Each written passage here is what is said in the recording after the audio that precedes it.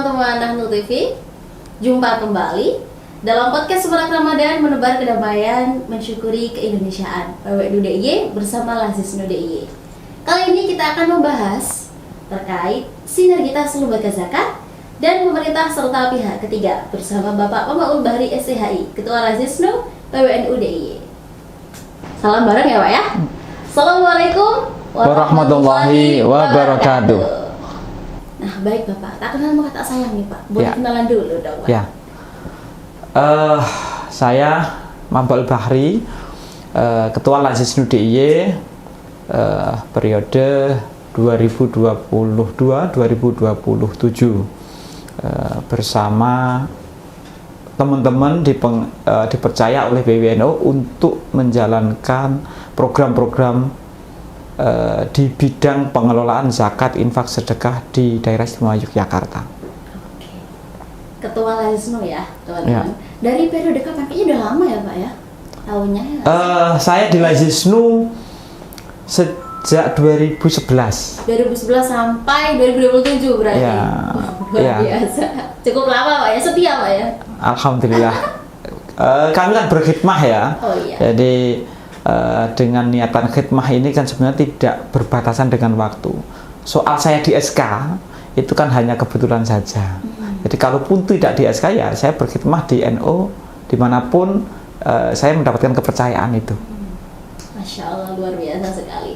Mbak, dalam kisaran 10-20 tahun nih Pak ya, bagaimana sih kiranya tantangan terbesar yang dialami oleh Lazisnu DIY terutama dalam membangun sinergitas terhadap lembaga zakat pemerintah dan pihak ketiga selaku stakeholder yang lain? Oke. Perjalanan lembaga zakat ini kan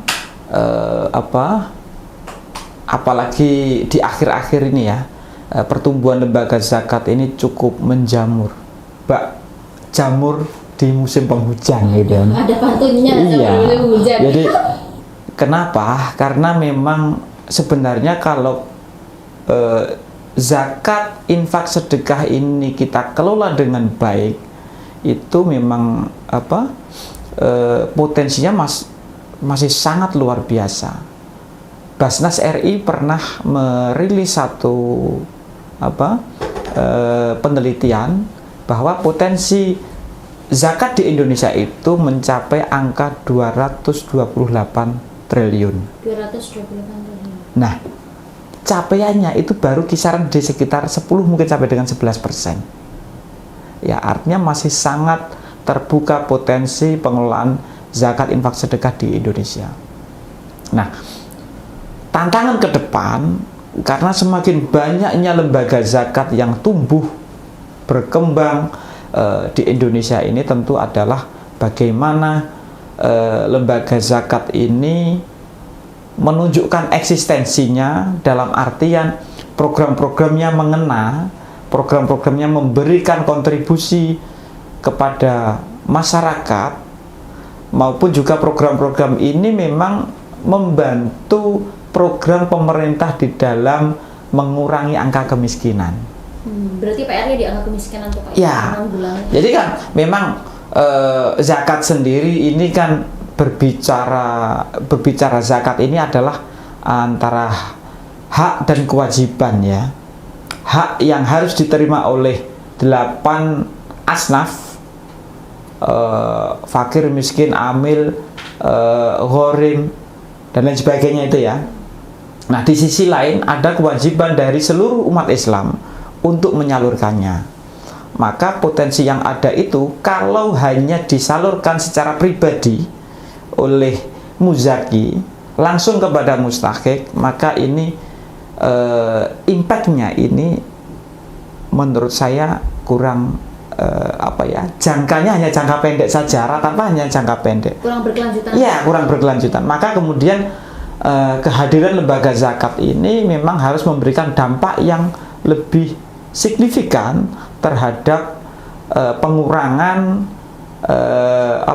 kemiskinan yang ada di Indonesia. Apalagi kalau tadi saya berbicara soal potensi yang luar biasa tadi gitu ya. Maka di sini tidak bisa hanya lembaga zakat ini berdiri sendiri. Kami harus bersinergi. Pemerintah sudah memfasilitasi, sudah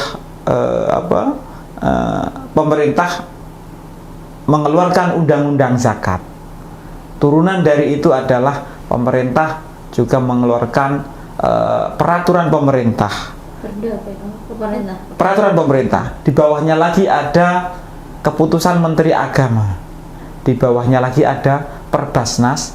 Di bawahnya lagi masih ada peraturan organisasi. Itu sebenarnya panjang banget Pak ya. Ya, artinya kalau berbicara soal regulasi ini sudah cukup kuat.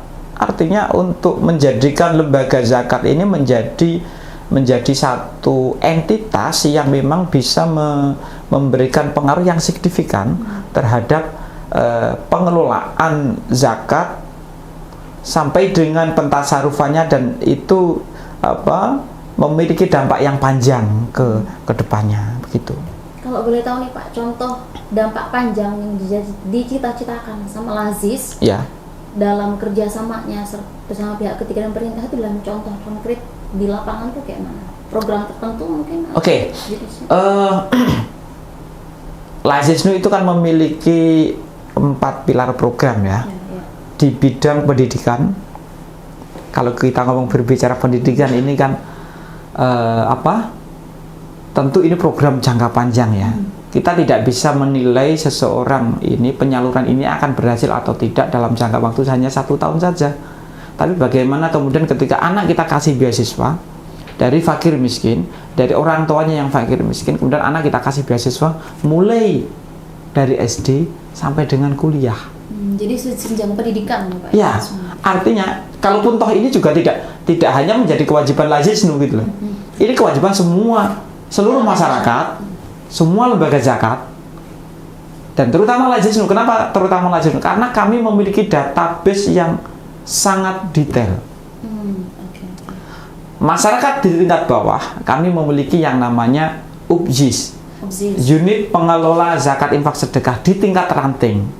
Artinya kami memastikan bahwa orang yang menerima penyaluran zakat dari Lazisnu itu adalah orang yang betul-betul memiliki hak. Yang kedua, mereka betul-betul memanfaatkan itu sesuai dengan peruntukannya. Nah, targetnya ketika dia sudah lulus kuliah itu, maka dia bisa memperbaiki ekonomi. Dari mana? Karena dia sudah mendapatkan pendidikan yang baik, yang difasilitasi oleh Lazisnu. Apakah pendidikan itu ada kerjasama tertentu dengan pemerintah tertentu Pak? Ya, kami kerjasama tentu kalau di bidang pendidikan kami kerjasamakan dengan LP Ma'arif. Di mana LP Ma'arif juga tentu menjadi bagian dari pemerintah di dalam mencerdaskan kehidupan bangsa gitu kan. Ya kan? Masuk. Iya, gitu. Apakah ada orang lain Pak? Di luar bidang pendidikan kami juga menyalurkan zakat infak sedekah ini di bidang di bidang ekonomi.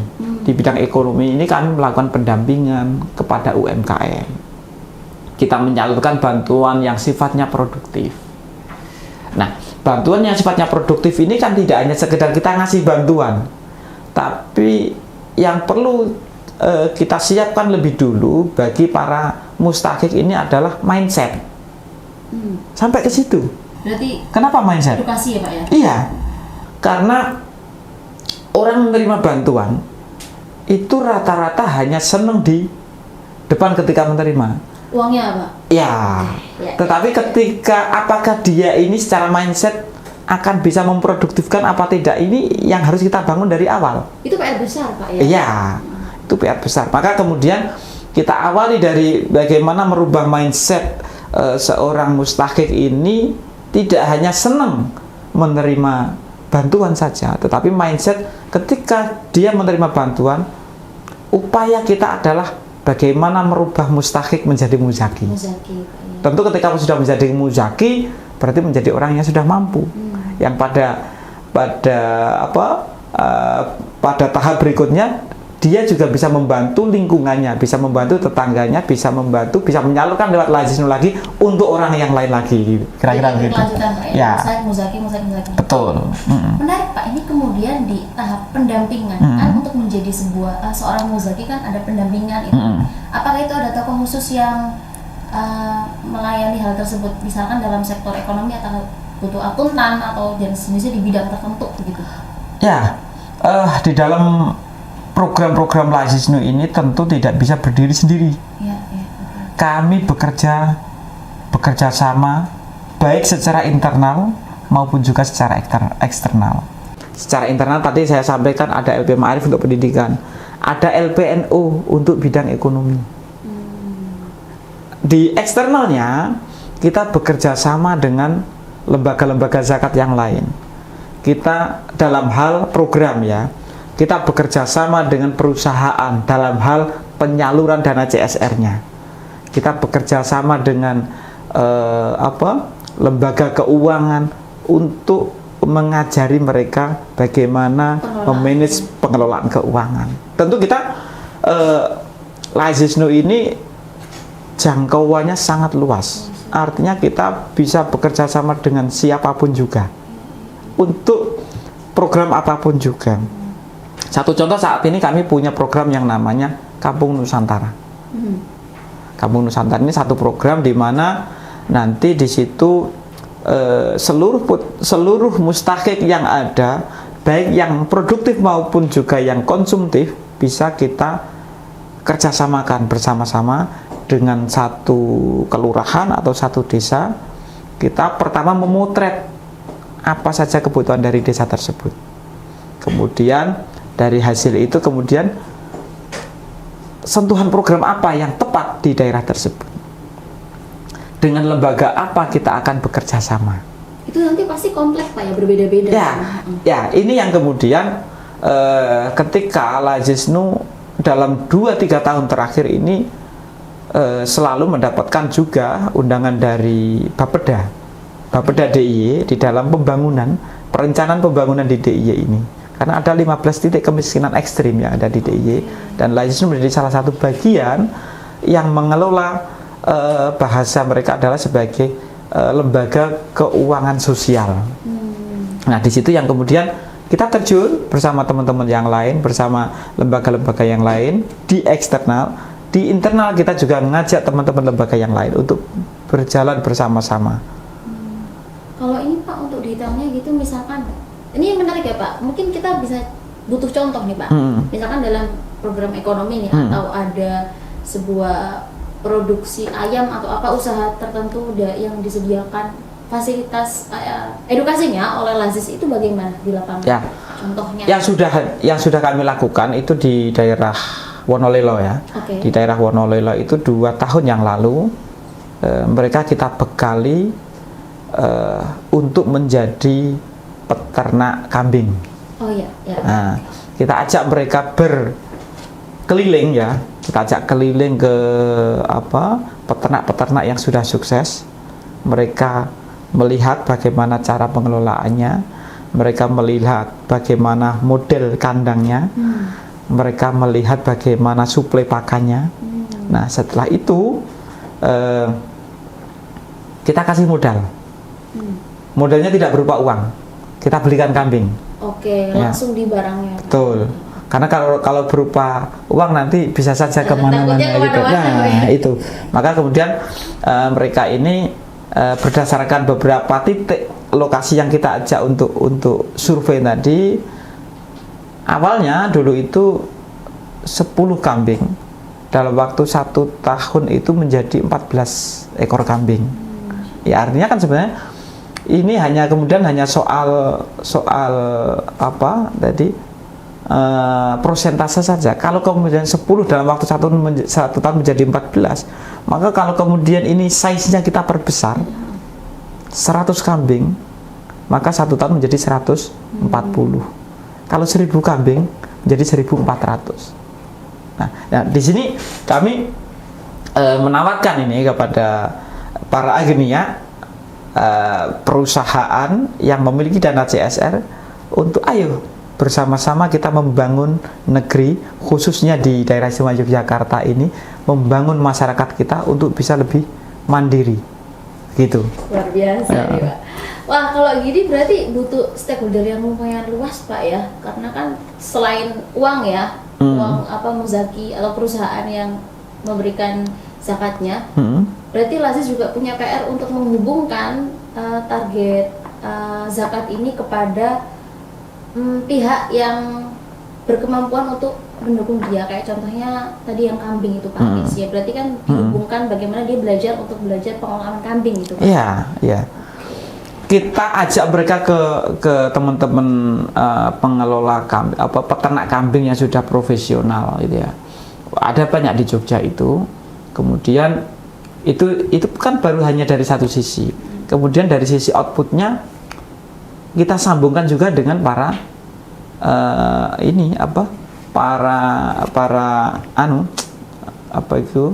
penjual sate gitu ya. Oke, jadi langsung ada para penjual sate. Ya, iya. Ya.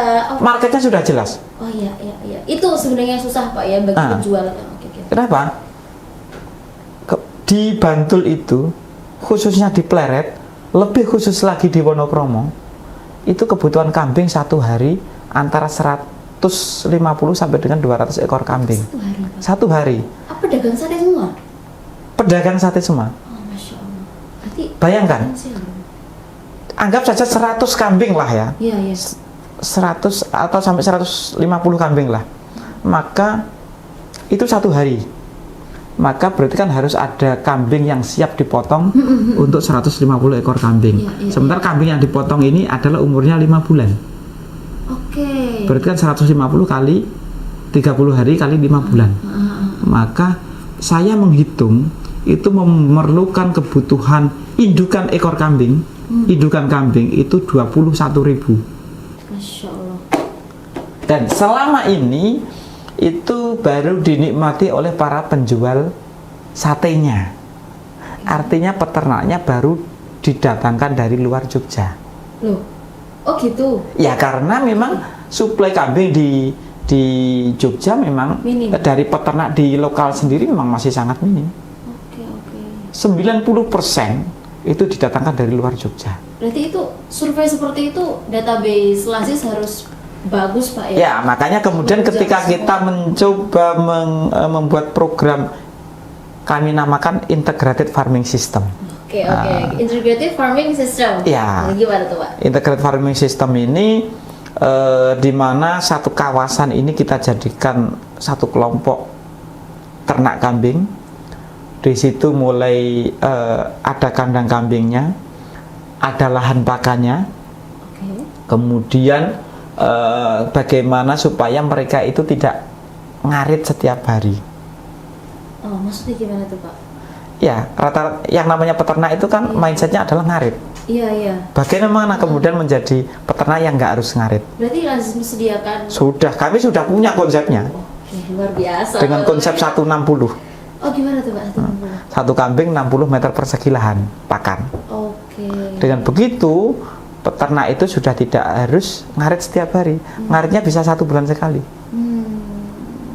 Jadi apa ya, program Lazis ikut membantu sekali ya Pak ya, iya, untuk melancarkan itu. Itu baru sedikit itu. Baru kambing aja. Baru kambing saja. Kambing itu menjadi satu program di Integrated Farming System gitu kan. Integrated Farming System itu turunannya adalah kambing. Sementara masih ada sapi, ayam, lele dan sebagainya gitu kan. Kemudian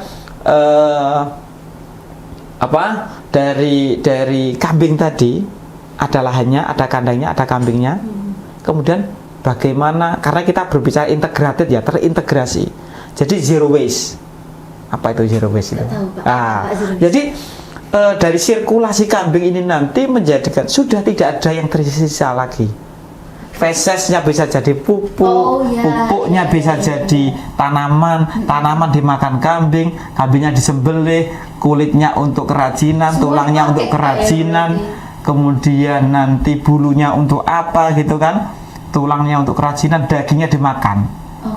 Nggak ada yang tersisa, nggak ada yang terbuang. Itu sudah kita petakan dari satu kambing ini nanti memunculkan 19 bisnis turunan. Berarti itu apa ada target baru sebagai apa misalnya target zakat baru Pak? Apa gimana nanti? Kan jadi Ya, banyak kan? targetnya menjadi muzaki baru. Oke, berarti kaya super kaya dong ya? Iya. Masya Allah, menarik teman-teman. Jadi program di Lazisnu ini terintegrasi sedemikian rupa, tidak ada hal yang mubazir istilahnya mungkin Pak ya? Ya. Semuanya dipakai. Nah Pak, terkait dana nih, kita belok dikit ya Pak ya. Kan dalam penghimpunan dana, banyak stakeholder yang terlibat Pak ya. Contohnya mungkin kemarin Bapak Edo sempat cerita BI terkait cabai itu, program cabai. Nah, contoh seperti stakeholder ini bagaimana mengatasi perbedaan tujuan prioritas antara stakeholder dan juga Lazisnu? Ada nggak sih kira-kira? Ya, soal prioritas itu kan gini, sebenarnya semua stakeholder itu memiliki pandangan atau memiliki niatan yang baik terhadap suatu program gitu kan. Kalau kemudian ini berbeda bagaimana? Saya kira tidak berbeda. Hanya soal perspektifnya saja yang mungkin berbeda. Tapi tujuan utamanya adalah sama. Kebaikan Pak. Tujuannya adalah kebaikan, tujuannya adalah kemandirian. Kalau cara pandangnya saja yang berbeda itu sesuatu yang biasa. Ya, Sudah lumrah. Maka yang kita lakukan adalah bagaimana menyamakan persepsi. Poin utamanya di situ dulu.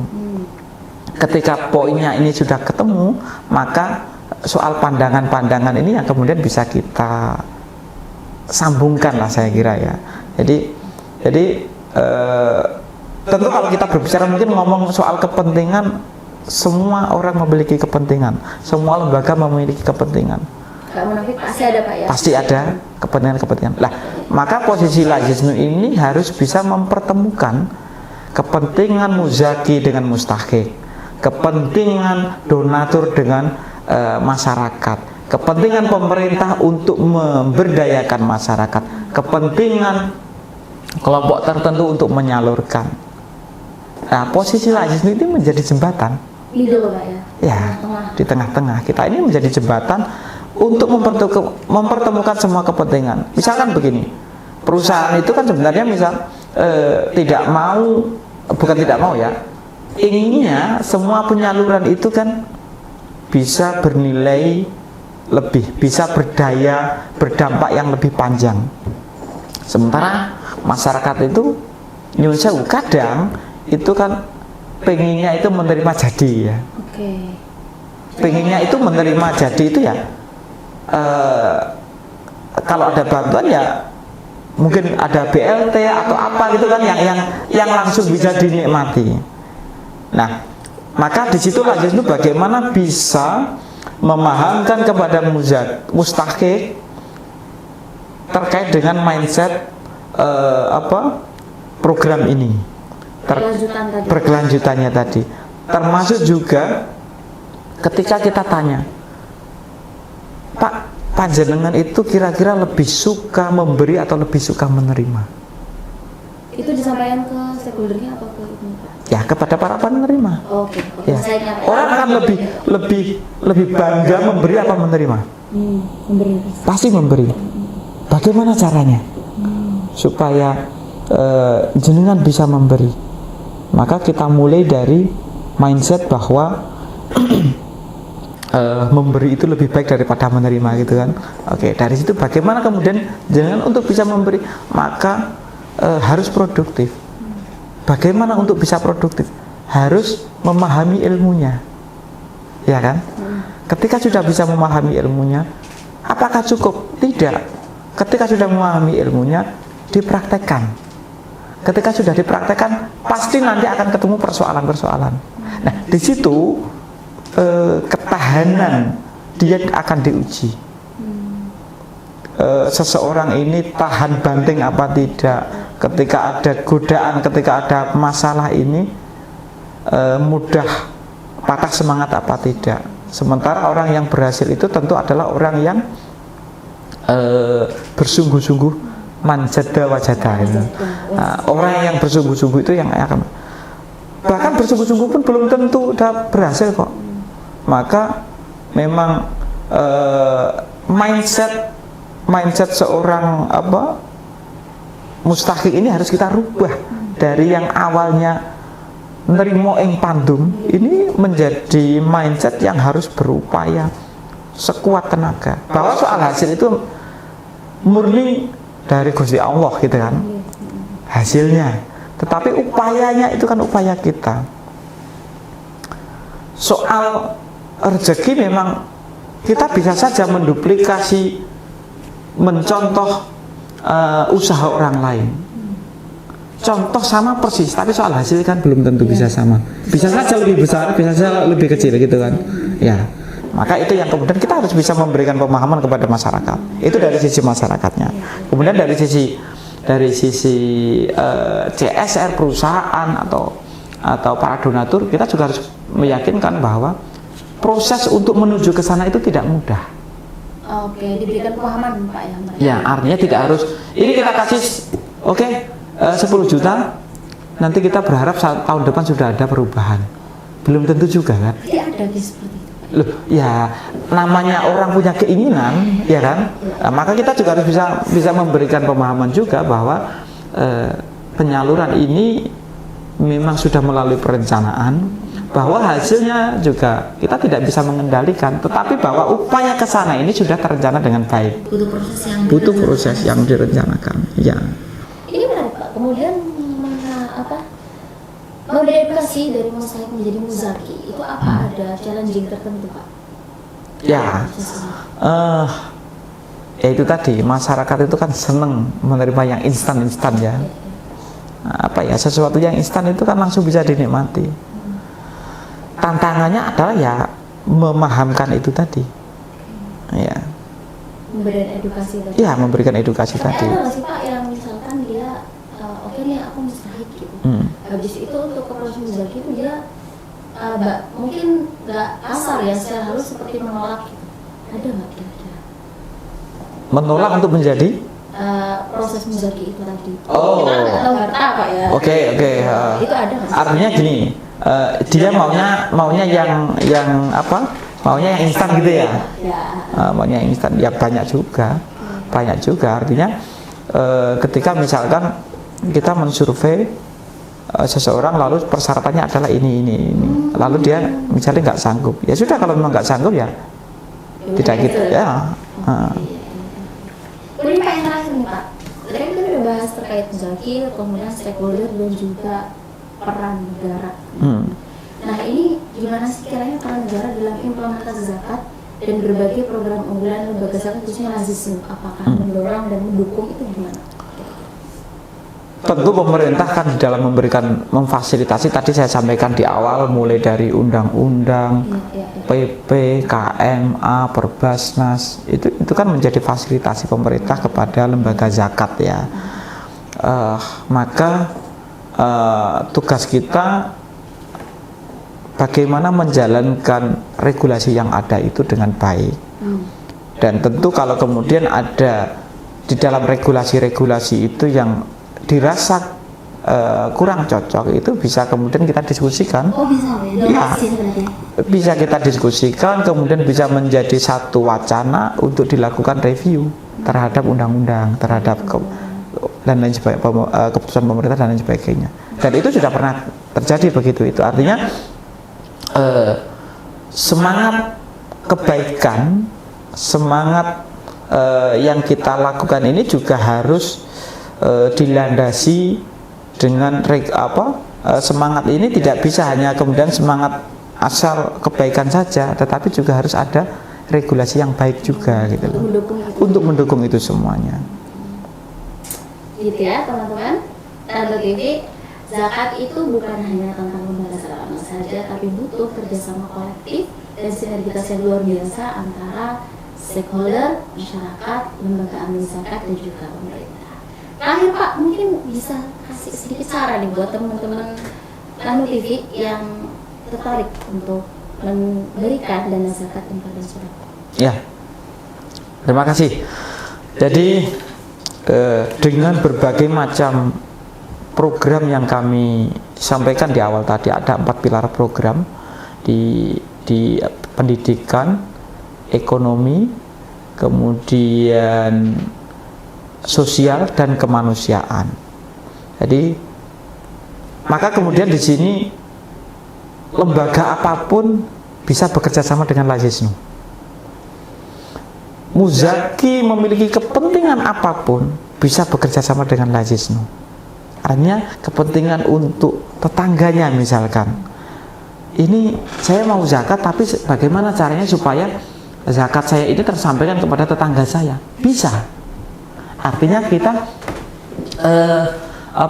menjadi lembaga zakat ini sebagai amil ini bisa mengakomodir semua kepentingan dari para muzaki untuk menyalurkan sesuai dengan kepentingan muzaki itu sendiri.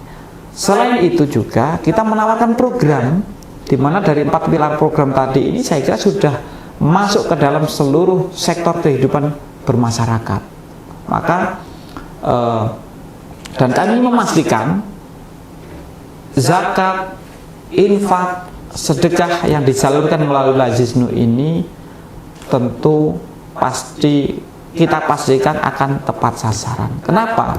Karena Lazisnu memiliki jejaring sampai dengan di tingkat ranting, sampai dengan di tingkat kelurahan, sampai dengan di tingkat dusun. Maka kita pastikan siapapun yang menerima itu memang adalah orang-orang yang berhak. Maka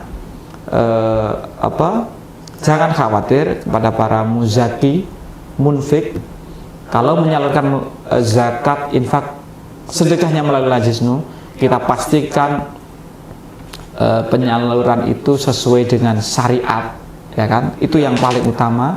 Yang kedua, kemanfaatannya ini jangkauannya lebih panjang. Kemudian yang ketiga, kita pastikan penerima manfaat itu adalah orang-orang yang memang berhak menerima zakat, infak maupun juga sedekah. Gitu. Sudah Pak? Sudah. Oke, cukup. Demikian ya kalau Purnama TV terkait Ziswaf, teman-teman bisa memberikan dana Ziswaf kepada lembaga amal zakat terpercaya salah satunya DIY dengan program dan perencanaan yang matang sesuai dengan target daripada mustahik yang menjadi target dari zakat itu sendiri. Insya Allah dana Ziswaf yang teman-teman sampaikan akan sampai wilayah yang berhak. Demikian edisi Sinergitas Membaca Zakat dan Pemerintah serta pihak ketiga dari DIY dan juga Lazisnu. Kita tutup podcast kali ini Bapak bersama dengan salam kepada pemirsa. Terima kasih. Assalamualaikum warahmatullahi wabarakatuh.